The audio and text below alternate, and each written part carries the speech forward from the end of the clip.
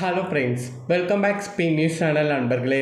இன்றைக்கி இந்த வீடியோவில் ஒரு முக்கியமான ஆன்மீக பரிகாரத்தை தான் இப்போ இந்த வீடியோவில் அதிரடியாக பார்க்க போகிறோம். அதிரடியாக பார்க்குறதுக்கு முன்னாடி என்ன ஆன்மீக பரிகாரம் அப்படிங்கிறத இன்ட்ரோவில் ஷேர் பண்ணுறேன். என்னங்கிறத ஃபஸ்ட்டு தெரிஞ்சுக்குங்க. 2026 ஒன் ஆஃப் த ஒரு முக்கியமான நாளை நாளாக வர இருக்குது. 2026 நிறைய முக்கியமான நாட்கள் இருக்குது. அதில் ஒரு முக்கியமான நாள் நாளை நாள் ஆகஸ்டுடைய 3ஆம் தேதி. அதே போல் தமிழ் மாதம் ஆடியுடைய 18ஆம் நாள், கிழமை திங்கக்கிழமை.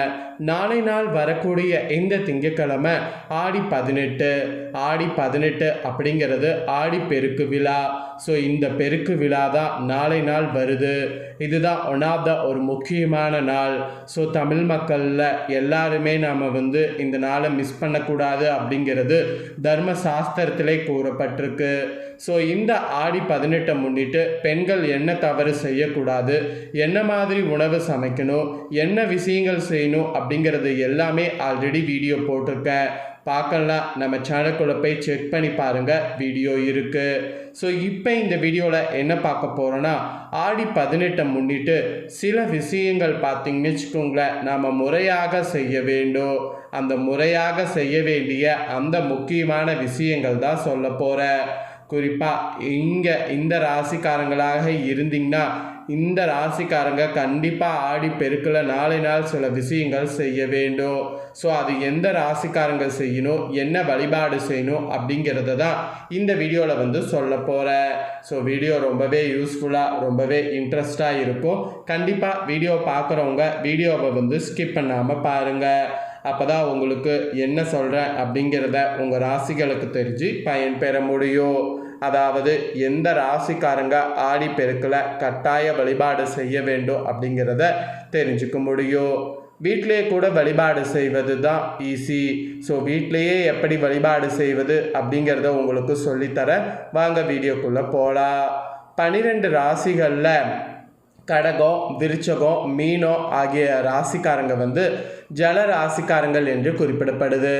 அதனால் இந்த 3 ராசிக்காரங்க சந்திரன் உச்சம் பெறக்கூடிய ரிஷப ராசிக்காரங்க இந்நாளைய ஆடி 18 அன்னைக்கு வழிபாடு செய்தால் அபரிவிதமான பலன்களை பெற முடியும் என்பது சாஸ்திரத்திலேயே ஜோதிட ரீதியாகவும் சொல்லப்படுது.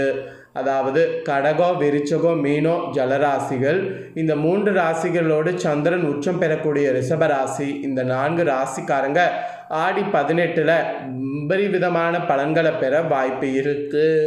அதனால் ஆடி 18 நாளை நாள் உங்கள் 4 ராசிக்காரங்க கண்டிப்பாக வழிபாடு செய்ய வேண்டும். ஸோ எப்படி வழிபாடு செய்யணும் அப்படிங்கிறத இப்போ விரிவாக உங்களுக்கு ஷேர் பண்ணுறேன். வாங்க தெளிவாக இந்த வீடியோவில் பார்ப்பீங்க. பெருக்கு என்றால் பெருக்குதல் என்று பொருள். ஆடி மாதத்தில் 18ஆம் நாள் ஒவ்வொரு வருடமும் ஆடி பெருக்கு என்று அழைக்கப்படுது. நாளை நாளில் தொடங்கக்கூடிய செயல் எதுவாக இருந்தாலும் அது பல்கி பெருகும் என்பதால் இதற்கு ஆடிப்பெருக்கு என்ற பெயரானது வந்திருக்கு. ஆடிப்பெருக்கான நாளை நாளில் விதைத்தால் தைப்பொங்கலுக்கு அறுவடை செய்யலாம் என்பது தமிழ் மரபில் நீடித்திருக்கக்கூடிய ஒரு வழக்கம்.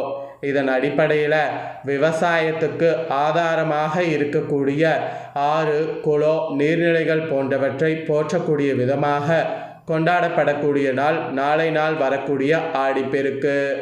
ஆடிப்பெருக்கு என்றதோ எல்லோருக்குமே காவேரி கரையில் செய்யப்படக்கூடிய வழிபாடுகளே ஃபஸ்ட்டு நினைவுக்கு வரும். ஆனால் காவேரி கரையில் உள்ளவர்கள் மட்டுமல்லாமல் சகலரும் வழிபாடு வேண்டிய அற்புதமான திருநாள் தான் ஆடிப்பெருக்கு.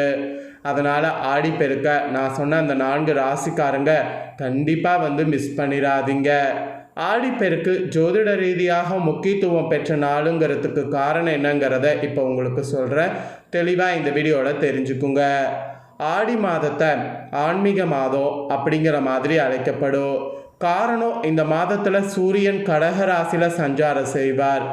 கடகம் என்பது சந்திரனுக்குரியது. சூரியனும் சந்திரனும் கூடியிருந்தால் அது அமாவாசை. சந்திரனுக்குரிய வீட்டில் சூரியன் மாதம் முழுவதும் இருப்பதால் இந்த மாதமே மிக புனிதமான மாதமாக கணக்கிடப்படுகிறது. அதனால தான் இந்த மாதத்தில் வரக்கூடிய அமாவாசையும் உயர்ந்ததாக இப்போ வரைக்கும் போற்றப்படுகிறது. அதே போல் சந்திரன் பார்த்திங்கன்னு வச்சுக்கோங்களேன், ஜலக்கிரகம். சந்திரனுக்குரிய கடக ராசியில் இந்த மாதம் நடைபெறுவதால் நீர்நிலைகள் வழிபாடானது ஆடி 18 வெகு விமர்சையாக போற்றப்படுகிறது. மேலும் ஆடி 18 நாளை நாள் சூரிய பகவான் கடக ராசியில் பூச நட்சத்திரத்திலிருந்து ஆயில்ய நட்சத்திரத்துக்கு மாறுகிறார். பூச நட்சத்திரம் சனி பகவானுடைய நட்சத்திரம். அதன் அதிபதி பிரகஸ்பதி என்று அழைக்கப்படக்கூடிய தேவகுரு அப்படின்னு சொல்லலாம். சூரிய பகவான் தேவகுருவின் பார்வையில் இருக்கும்போது கட்டுப்பட்டே இருப்பார். அவர் தேவகுருவின் பார்வையிலிருந்து விடுபட்டு தன் நட்பு கிரகமாகிய புதனின் நட்சத்திரமான ஆல்ய நட்சத்திரத்துக்கு செல்லக்கூடிய நாள் தான் நாளைய ஆடி 18. அப்போ சூரியனும் புதனும் நட்பு கிரகமையால் நாளை தினம் தொடங்கக்கூடிய செயல்கள் எல்லாமே ஆட்டோமேட்டிக்காக பல மடங்கு பெருகும் என்பது ஒரு ஐதீகம். எனவே தான் நாளை நாளில் தொடங்கக்கூடிய அனைத்தும் பல மடங்கு பெருகி செழிப்பை வழங்கும் என்பது நம்பிக்கையாக சொல்லப்படுது. அப்பேற்பட்ட நாளைய இந்த சிறப்பான நாளில் 12 ராசிகளில் கடகம், விருச்சகம், மீனம், அப்புறமேட்டு ரிஷப ராசிக்காரங்க கண்டிப்பாக வழிபாடு செய்யணும். அப்போ தான் அபரிவிதமான பலன்களை பெற முடியும். ஸோ இப்போ உங்கள் ராசிக்கு வழிபாடு எப்படி செய்யணுங்கிறத சொல்கிறேன். தெளிவாக வழிபாடு செய்கிறத நோட் பண்ணிக்கோங்க. ஆடி 18 பிரதான வழிபாடு காவேரி தாய்க்கு. எப்படி தீபாவளி திருநாளில் நீர்நிலைகள் அனைத்திலும் கங்காதேவி நிறைந்திருப்பாங்களோ அதே போன்று ஆடி 18 நாளை நாள் காவேரி தாய் அனைத்து நீர்நிலைகள்லேயும் இருப்பாங்கங்கிறது ஒரு நம்பிக்கை. நம்ம வீட்டில் நாளை நாள் கிடைக்கக்கூடிய நீர்லையும் அன்னை பார்த்திங்கன்னு வச்சுக்கோங்களேன் இருப்பாங்க. அதாவது நம்ம வீட்டில் கிடைக்கக்கூடிய நீர்லையும் அன்னை காவேரி இருக்கிறாங்க என்று எடுத்துக்கொள்ளணும். திருநிறை சேலை திருத்தலத்தில் தவம் செய்து கங்கைக்கு நிகரான புண்ணிய படத்தை பெற்றவங்க தான் காவேரி. அதனால தான் அந்த தலத்தில் பெருமாள் 5 நாச்சிமார்களில் ஒருவராக காவேரி தாயும் திகழ்கிறாங்க. ஆடி 18 நாளை நாள் திருச்சேரை சாரநாதர் திருக்கோவிலில் இதுக்கு விசேஷ ஆராதனைகள் காவேரி தாய்க்கு நிகழ்த்தப்படும். இப்போ வரைக்குமே ஸ்ரீரங்கத்தில் கூட ஆடி 18 பேருக்கு நன்னாளில் காவேரியை காண அரங்கன் காவேரி கரைக்கே எழுந்தருள்வார். ஆலயத்திலிருந்து அம்மா மண்டபத்துக்கு தங்க பல்லக்கில் பெருமாள் வருவார். அங்கே திருவரதனம் முடிந்து மாலை வேளையில் காவேரி தாயாருக்கு மாலை, தாலி பொட்டு முதலான சீர்வரிசைகள் அப்புறம் யானையின் மேல் வைத்து ஊர்வலமாக கொண்டு வரப்படும். கடைசியாக காவேரி தாயாருக்கு திருமால் மாலை சமர்ப்பிக்கக்கூடிய வைபவத்தை காண எண்ணற்ற பக்தர்கள் திரளாக கூடி பெருமாளையும் காவேரி தாயும் வணங்கி மகிழ்வாங்க. எனவே ஆடி 18 காவேரி தாய்க்கு உரிய நாள் என்பதில் நாளை நாள் சந்தேகமே இல்லை. ஸோ உங்கள் ராசிக்காரங்க ஆடி பெருக்கான நாளை நாள் அதிகாலையில் எழுந்து நீராடி வீட்டில் விளக்கேற்றி சுவாமியை வழிபட வேண்டும். பிறகு நீர்நிலைகளுக்கு சென்று அங்கு கரையில் தீபம் ஏற்றி வைத்து அவரவர் வழக்கப்படி வழிபாடு செய்ய வேண்டும்.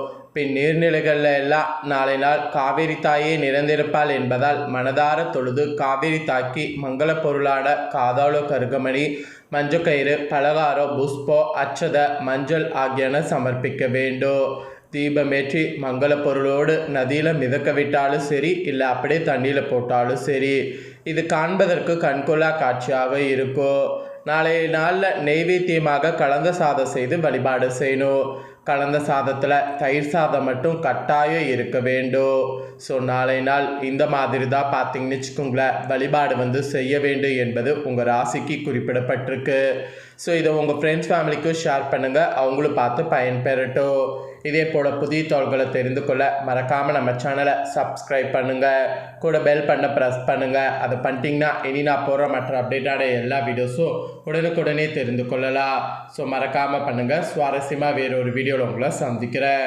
நன்றி, வணக்கம்.